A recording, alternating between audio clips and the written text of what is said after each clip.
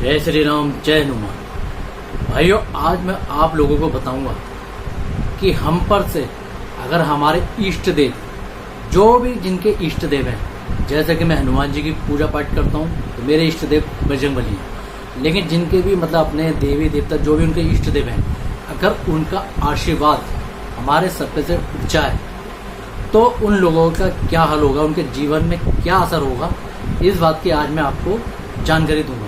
और ये मैं आपको बिल्कुल बता रहा हूँ, खुद परखा हुआ हूँ, देखा हुआ हूँ, बिल्कुल सही जानकारी दे रहा हूँ। तो दोस्तों, होता क्या, हमारे चारों तरफ ना नेगेटिव ऊर्जा तो रहती रहती है, मतलब नेगेटिव ऊर्जा हर जगह है। और ग्रह भी मतलब चारों तरफ हमारे घूमते रहते हैं, चाहे वो शनि ग्रह हो, राहु केतु हो, मंगल ग्रह हो। मतलब अगर हमारे ग्रह खराब हो जाए, हम पे अटैक करने को एकदम से ही वो तैयार रहते हैं। जहाँ भी हमने कुछ गलती करी, जिस ग्रह को भी हमने मतलब नाराज कर दिया, वो ग्रह हम पे अटैक करने को एकदम तैयार रहता है। लेकिन हम बचते कैसे हैं? आप इसको ऐसा मान के चल लीजिए कि जैसे कि मैं बहुत ही छोटे एग्जाम्पल, बहुत आसान तरीके से बता रहा हूँ। जैसे कि बारिश हो रही, बारिश पड़ी, लेकिन हमारे पास छाता, तो वो छाता कौन है? हमारे इष्ट देव का आशीर्वाद। यानी बारिश तो पड़ रही चारों तरफ, लेकिन हमने छाता लगा रखा, तो वो हमारे इष्ट देव का आशीर्वाद हम पर बना हुआ है कि हम पर बारिश का कोई भी असर नहीं होगा। जहाँ भी हमारा छाता इधर उधर हुआ तो समझ लीजिए बारिश में हम भीग सकते हैं। तो उसी प्रकार से जरा सी गड़बड़ भी हमें बहुत परेशानी में डाल सकती है। हम पे हमारे इष्ट देव का आशीर्वाद हमेशा बना रहेगा, जब भी हम जिंदगी भर खुश रहेंगे, परेशानियों से दूर रहेंगे। लेकिन अगर हमारे इष्ट देव ने वो छतरी खींच ली, यानी कि अपना आशीर्वाद खींच लिया, मानो किसी वजह से आपने कोई भी गलती करके उन्हें नाराज कर दिया और उन्होंने अपना आशीर्वाद पीछे खींच लिया, तो भाइयों मैं आपको बता दूं, आप ये मत सोचना कि मैं आपको डरा रहा हूँ, कुछ कर रहा हूँ। मैं बिल्कुल हकीकत बता रहा हूँ। हकीकत ये होगी कि आपके अगर आपने गलती करना शुरू कर दी और आपके इष्ट देव नाराज हो गए और आपके ग्रह जहाँ बिगड़े, जिसमें है जैसे कि शनि देव गिरे, अगर वो आपके ऊपर बुरी दृष्टि आपकी पड़ गई, मतलब आपके ऊपर उसका उनका गलत प्रभाव पड़ गया, शनि देव का, या आपका मंगल गिरह खराब हो जाए, जो भी गिरह खराब हो जाए, तो पता क्या होता है? इंसान की बुद्धि कैसे हो जाती है? सबसे पहले तो इंसान की बुद्धि पर अटैक होता है, बुद्धि भ्रष्ट हो जाती है और उसके काम धंधे पर असर पड़ता है। काम धंधे पर असर पड़ेगा, जो भी वो नौकरी करता है, काम धंधा करता है, बिजनेस करता है, उसके काम धंधे पर असर पड़ेगा। इससे उसकी टेंशन, परेशानी बढ़ेगी। काम धंधे पर असर पड़ेगा तो पैसों की दिक्कत। यही कलेश वो अपने घर उठा के लाता है, फिर घर पे कलेश होता है, घर पे कलेश होता है तो फिर परेशानी और बढ़ जाती है। ऐसे टाइम में इंसान पूरी तरह टूट जाता है, तो फिर वो ऐसी संगत पकड़ लेता है, गलत संगत। फिर उसे वो इंसान को समझने की मतलब वो नहीं रहती सोच कि कौन सा बंदा सही है, कौन सा गलत है।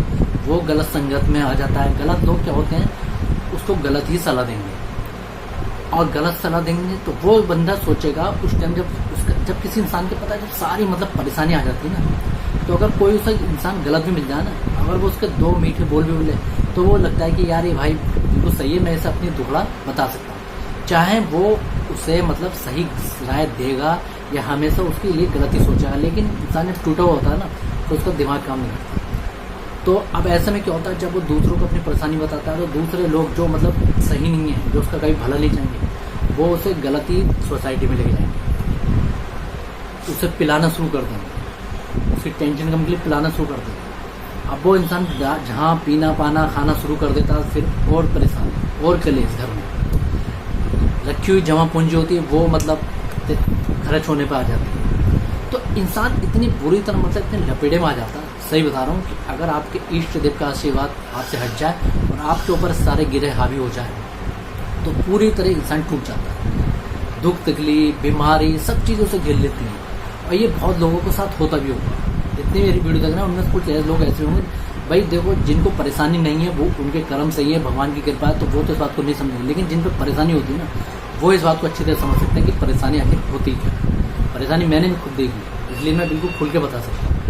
तो भाई जब परेशानी जब घेर लेते ना चारों तरफ से, तो पूरा ही इंसान टूट के बिगड़ जाता है। मतलब इष्ट देव हमारे जो होते हैं, जैसे मेरे हनुमान जी हैं, आप लोग हनुमान जी की पूजा पाठ करते हैं। अगर हनुमान जी आपसे नाराज हो जाए ना, तो समझ लीजिए आपकी लाइफ में इतने बदलाव हो सकते हैं, इतने बुरे बदलाव हो सकते हैं कि आप सोच भी नहीं सकते। इसलिए भाई कि अगर आपकी लाइफ सही चल रही है, और छोटी मोटी परेशानी तो देखो हर किसी का लगे, तो छोटी मोटी की तो कोई बात नहीं, इतना तो इंसान को मजबूत होना चाहिए कि छोटी मोटी परेशानी खुद सोल्व कर। तो बाकी अगर आप सोचते हैं कि कि ऐसा कुछ नहीं होता, मतलब पूजा पाठ या किसी भी भगवान की इतनी पूजा पाठ के अंदर कुछ नहीं होता, हम तो बहुत मस्त हैं, तो ये आप गलत सोच।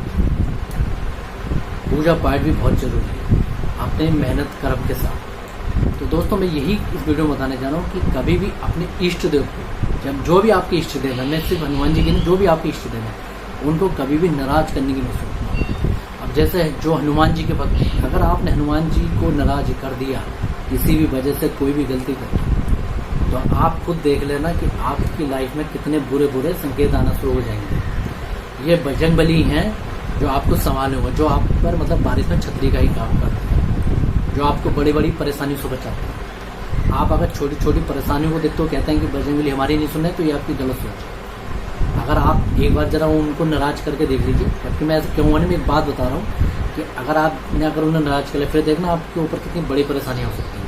इसलिए कभी भी छोटी छोटी परेशानी को देख घबराए नहीं, और कभी भी अपने मन के अंदर ये न लाए कि बजरंगबली हम पर मतलब हमें नहीं देख रहे हैं, हमारी पुकार नहीं सुन रहे हैं। बजरंगबली सबको देखते हैं, अपने भक्तों को खास तौर से देखते हैं। इसलिए बड़ी परेशानियों से बचना है तो कभी भी अपने इष्ट देव को नाराज मत करें। जय श्री राम, जय